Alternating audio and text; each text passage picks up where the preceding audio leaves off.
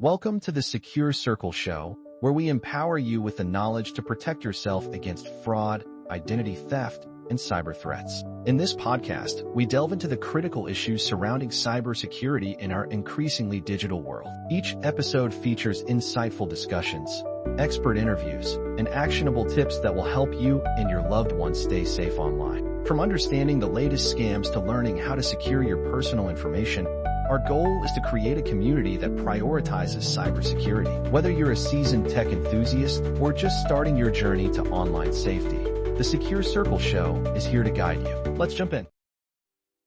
Welcome to this deep dive into the world of healthcare fraud. As you know, in our last deep dive, episode 5 of the Secure Circle Show, we looked at that huge number, the $12.5 billion in fraud losses reported to the FTC for 2024. Today, we're zeroing in on a really critical piece of that, healthcare fraud. And this isn't some, distant financial thing. It really does touch every single one of us. Absolutely. And we've got quite a bit of information here today. We've got details from the Department of Justice about recent cases, insights from the FBI, the National Healthcare Anti-Fraud Association, the NHCAA, and also info from CMS, the Centers for Medicare and Medicaid Services. Right. Our goal today is really to unpack this whole complex area. We want to highlight what's most important for you to know and maybe reveal some, surprising ways this fraud hits our health system and, your wallet. Think of this as your shortcut, your fast track to getting up to speed on healthcare fraud. We're going to break down the different kinds, who's doing it, and why it matters to you personally. We'll try to keep the jargon light. Let's just jump in. Maybe start with the sheer scale of it. It's easy to see fraud as just numbers, but it's more than that. That's so true. Yeah. Healthcare fraud is definitely not a victimless crime. It affects absolutely everyone. We're talking tens of billions of dollars lost every single year. Tens of billions. Yeah. The NHCAA estimates it's in the tens of billions. Some government and law enforcement folks, they put it potentially as high as 10% of the total annual health spending. Wow. 10%. Think about it. Back in 2018, U.S. healthcare spending was about $3.6 trillion. So 10% of that. Yeah. Well, you're looking at potentially over $300 billion lost in a year. That's just, it's hard to even grasp that amount of money just disappearing from the system. So how does that hit you and me directly? Like, we don't get a bill that says fraud tax, right? Right. It's usually more indirect. Yeah. But you definitely feel it, this huge drain. It leads to higher premiums for your health insurance. It means higher out-of-pocket costs when you actually need care. And businesses too, both private companies and the government, they face higher costs for employee health benefits, which, can eventually mean higher prices for everything else. So it's like this hidden surcharge baked into everything because of fraud. And you mentioned affordability. For some families, that extra cost could literally be the difference between having insurance or not. It absolutely could be. That's a really stark reality of this. Yeah. Okay, so who are the culprits here? Who's actually committing this fraud? Is it mostly like big organized crime rings? Well, organized crime is definitely getting more involved. They sometimes see it as, maybe less risky than drug trafficking, but still very lucrative. But according to the NHCAA, the majority of healthcare fraud, surprisingly perhaps, is actually committed by a fairly small number of dishonest medical providers. That is surprising and kind of disheartening, honestly. You hope for integrity there. But with so much money involved, I guess the temptation exists. So besides providers, who else gets involved in these schemes? We also see individuals who just pretend to be legitimate providers. And unfortunately, sometimes patients or other individuals try to game the system too. Each group kind of has their own methods. Okay, let's get into those methods then. What are the common ways providers commit fraud? I've heard of double billing. Yep, double billing is a classic. Submitting, multiple claims for the exact same service. Another big one is phantom billing, billing for services or supplies the patient never even got. So just making stuff up. Pretty much. Then there's something called unbundling. That's where they bill separately for different steps of a procedure that should be billed together, usually at a lower cost. Ah, okay. And upcoding. That's billing for a more expensive service than the one the patient actually received. Say, billing for a complex office visit when it was just a simple checkup. It sounds like a lot of this is about manipulating the billing codes, the paperwork side of things. A lot of it is. But there are other ways too. Sometimes providers perform services that aren't medically necessary at all just to generate insurance payments. You see this with diagnostic testing schemes, nerve conduction tests, genetic testing, sometimes done purely to bill insurance. Wow. Or they might misrepresent a non-covered treatment, maybe like cosmetic surgery, billing it as something medically necessary, like fixing a deviated septum. So basically lying about what was done. Exactly. Falsifying patient diagnoses or medical records to justify treatments they don't need is another serious one. And then there are things like billing patients more than the copay they owe, especially if the service was already paid for under a managed care plan. Okay. And what about kickbacks? You hear that term sometimes? Yes, kickbacks are a major problem. That's when a provider accepts money or some other benefit for referring patients to specific labs, specialists, or facilities. So the referral isn't based on what's best for the patient, but on who pays the doctor. Precisely. Yeah. It's a huge conflict of interest. It can absolutely compromise patient care. Another related issue is routinely waiving patient copays or deductibles, but then overbilling the insurance company to make up the difference. Now, sometimes waiving costs is okay, like for real financial hardship, but doing it routinely just to attract patients is generally illegal, especially under Medicare. It's really quite a list. Lots of ways for dishonest providers to exploit the system. Okay, what about the other side? Patients or other individuals. How do they commit fraud? Well, there are things like bogus marketing schemes. Someone tries to trick you into giving up your health insurance info. Why? What do they do with it? They might use it to bill for services you never got, or steal your identity outright, or even enroll you in some kind of fake health plan. Identity theft. And health Yeah, theft. medical identity theft. Or identity swapping, using someone else's insurance card, or letting someone else use yours. It happens. And sadly, you also see people impersonating healthcare professionals providing or billing for services without any license. That sounds incredibly dangerous. And prescription drug fraud must be a huge part of this too, right? Especially with the opioid crisis. It's a massive issue. It takes a few forms. There's forgery, just creating or using fake prescriptions, diversion, that's illegally selling or sharing legally prescribed medication, and doctor shopping. Going to multiple doctors to get multiple prescriptions for controlled substances, often from unethical clinics. It's clear it's a really complex web. The NHCAA also really stressed the human cost, didn't they? Beyond just the dollars and cents. They absolutely did. And this is crucial. One of the most worrying things is false diagnoses. Fraudulent schemes can involve putting fake or inflated diagnoses into patient records just to justify bogus claims. But that becomes part of their permanent medical history, doesn't it? Exactly. It can lead to a totally incorrect medical history, which means down the road, you might get the wrong treatment based on that false information. They mentioned a case a psychiatrist in Miami-Dade. Falsely diagnosed patients led to over $20 million in wrongful disability payments, and those fake diagnoses stuck on their records. That's terrifying. Imagine having like a serious mental health condition documented that you never had. How does that impact you later?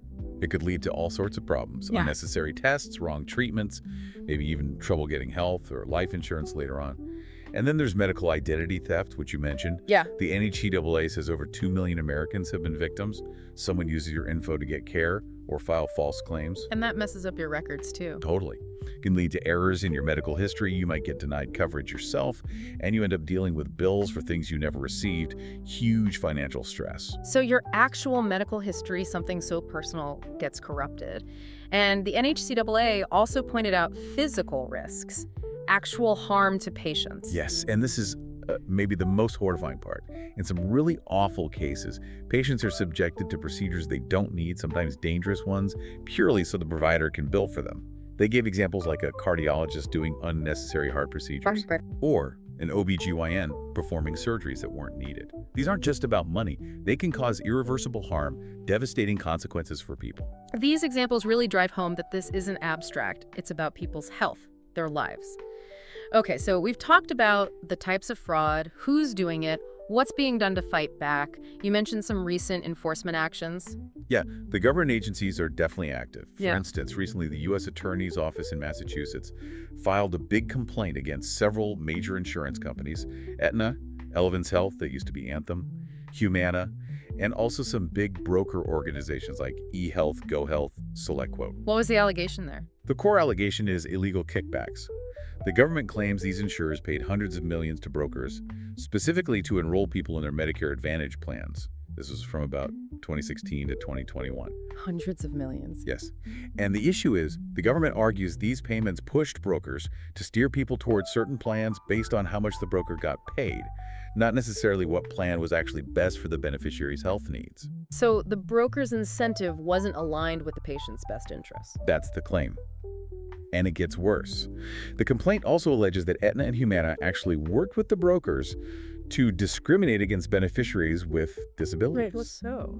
Apparently, disabled beneficiaries were seen as less profitable, so the insurers allegedly threatened to withhold these kickback payments to get brokers to enroll fewer disabled people. Brokers supposedly started rejecting referrals or steering disabled individuals away from those specific plans. That is deeply troubling. It's good that DOJ is pursuing that. There was another case too, right, in North Carolina? Yes, a clinic owner in Charlotte, Stephen Osby. He agreed to a civil settlement over $4.7 million. The accusation was billing North Carolina Medicaid for doctor home visits that just never happened. And the scale was huge. Unbelievable. They allegedly billed for over 30,000 hours, sometimes claiming over 100-hour-long visits in a single day, which is, physically impossible. His co-owner already pleaded guilty to criminal charges. Wow. These cases show fraud happens everywhere, from individuals right up to major corporations. It's a constant battle. So what can we do? As listeners, as individuals, how do we protect ourselves? There are definitely some key steps. The FBI, NHCAA, they all stress this. Treat your health insurance card and information like a credit card.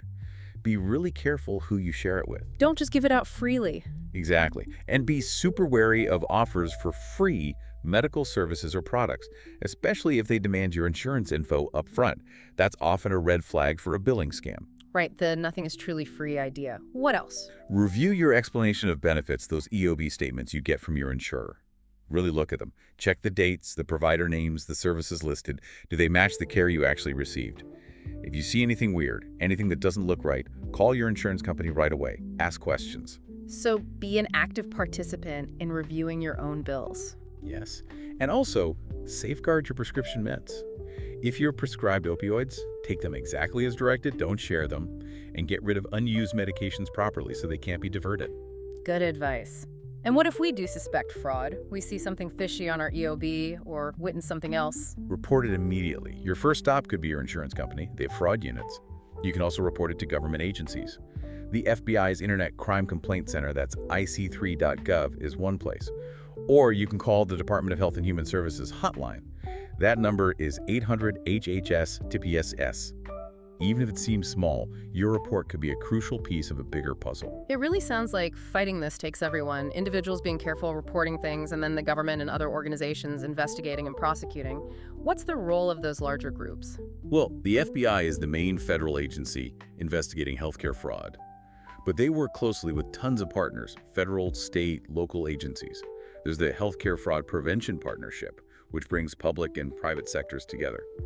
And they work with industry groups like the NHCAA and the National Insurance Crime Bureau. It's a team effort. Definitely. The DOJ and HHS run a joint program called HCFAC, the Healthcare Fraud and Abuse Control Program, specifically to coordinate all these enforcement efforts. And I remember reading about the False Claims Act. That seems like a powerful tool. It really is. The False Claims Act lets private citizens, whistleblowers, file lawsuits on behalf of the government if they have evidence of fraud against federal programs like Medicare or Medicaid. And if the government recovers money because of that lawsuit, the whistleblower gets a share of it. So a big incentive for people with inside knowledge to speak up. Exactly. It's been very effective. And finally, HIPAA, the Health Insurance Portability and Accountability Act, also plays a role. How so? I usually think of HIPAA for privacy. It does protect privacy, but it also specifically made healthcare fraud a federal crime. It established serious penalties, prison time, big fines. And those penalties get even harsher if a patient is injured or dies because of the fraud. So it provides the legal teeth needed for prosecution. Okay, so as we've covered in this deep dive, healthcare fraud is just.